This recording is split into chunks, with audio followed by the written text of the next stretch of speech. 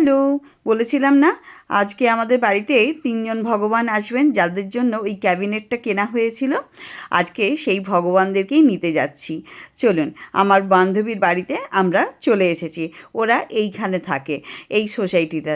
এইখান থেকে আমাদের বাড়িটা ওই ৫-৫.৫ কিলোমিটার, মানে ঋদ্ধিদের স্কুলটা ক্রস করবার পরই এইটা আছে। এই জায়গাটা হচ্ছে কাথিরগুপ্পি ভিলেজ। তো এখানে চলে এসেছি। এখানে সব ভিলা প্লটস, আর এই হচ্ছে আমার বান্ধবীর বাড়ি।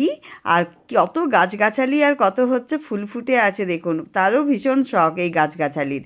এই হচ্ছে আমার বান্ধবী, তার বাড়িতে আছে ভগবান। কিন্তু তার আর এখানের হচ্ছে তুলসী মঞ্চটা একবার দেখুন কি সুন্দর লাগছে, চারিদিকটা একদম গাছে ভর্তি করে দিয়েছে লীনা, আমার ফ্রেন্ডের নাম লীনা। তো ওর বাড়িতে প্রথমে গিয়ে বসলাম, আর যেতে না যেতেই আগে ঠাকুরকে দর্শন করতে গিয়েছিলাম ওপরে। যে আগের ব্লগে দেখেছেন তো, যে ভগবানকে আমি পেন্টিং করে দিয়েছিলাম, সেই ভগবানরাই হচ্ছে এনারা। ওই পেন্টিংটাও হচ্ছে আবার খারাপ হয়ে গিয়েছিল, তখন আবার ব্যাঙ্গালোরের জগন্নাথ মন্দির থেকে এই রকম ধরনের পেন্টিং করে এনেছে। আমি যেটা করে দিয়েছিলাম সেটার ডিটেলিং ছিল অনেক বেশি, এটা সিম্পলের ওপরে ওরা পেন্টিং করে নিয়ে এসেছে। তাই ভগবানকে তো আমরা ভীষণই মিস করি। প্রথমেই গিয়ে ওনার সাথে দেখা করেছি আর ওনাকে প্রণাম করে এসেছি। আর আমাদের যে ভগবান ছিলেন, উনি ছিলেন অন্য আরেকজনের বাড়িতে, ওখানে মহাকীর্তন সংকীর্তন সব কিছু হয়েছে। তো ওনার বাড়িতে নিয়ে গিয়েছিল আমাকে লীনা। আর ওনারা এইভাবে হচ্ছে ঝুড়ির মধ্যে ধুতি, পরিষ্কার ধুতির মধ্যে ওনাদেরকে রেখে আর এইভাবে মাথায় করে নিয়ে আসতে হয়। প্রভুকে যখন মাথায় করে নিয়ে আসছিলাম, তখন ঠিক আমার মনে পড়েছিল ওই নন্দাজি যখন যশোদার হাতে তুলে দিয়েছিলেন, তখনও নন্দাজি ঝুড়িতে করেই নিয়ে এসে আর যশোদা মায়ের কোলে হচ্ছে শ্রীকৃষ্ণকে দিয়েছিলেন। ওনারাও ঠিক ঝুড়িতে করে আমাকে এইভাবেই হচ্ছে দিয়েছেন। আমার মনে হয় পরম সৌভাগ্যবতী না হলে কি ভগবান নিজে থেকে আসেন সেবা নিতে? লীনা আন্টি ঋদ্ধিকে দিয়েছে এই হচ্ছে ঠাকুর। যেহেতু ঋদ্ধিকে গিফট করেছেন, দিয়েছে, তাই জন্য ঋদ্ধি মাথায় করে নিয়ে আর হচ্ছে কি যে বাড়ির মধ্যে নিয়ে আসছেন। আর আমি একটু ফুল ছড়িয়ে ছড়িয়ে নিয়ে এলাম। আর আমরা ধূপ ধুনো প্রদীপ শঙ্খ জ্বালিয়ে ওনাকে হচ্ছে বাড়িতে আহ্বান করেছি। আর তারপরে ওনাকে প্রসাদও দিয়েছি।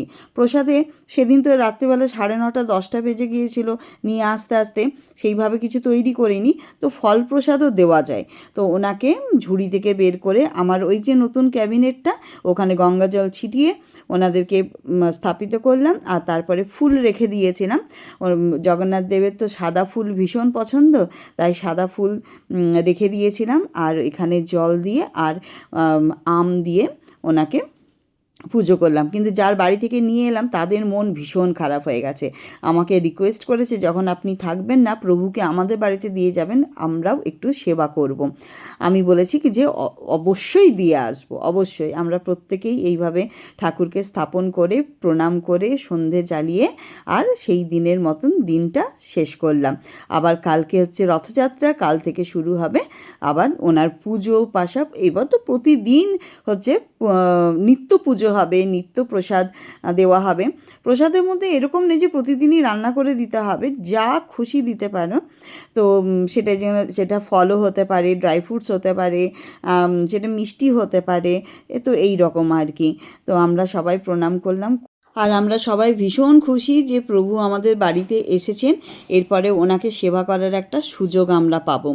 যাই হোক, চলুন ব্লগটা আমি এখানেই শেষ করছি। কালকের আবার প্রস্তুতি অনেক কিছু রয়েছে, সেগুলোও শেয়ার করব।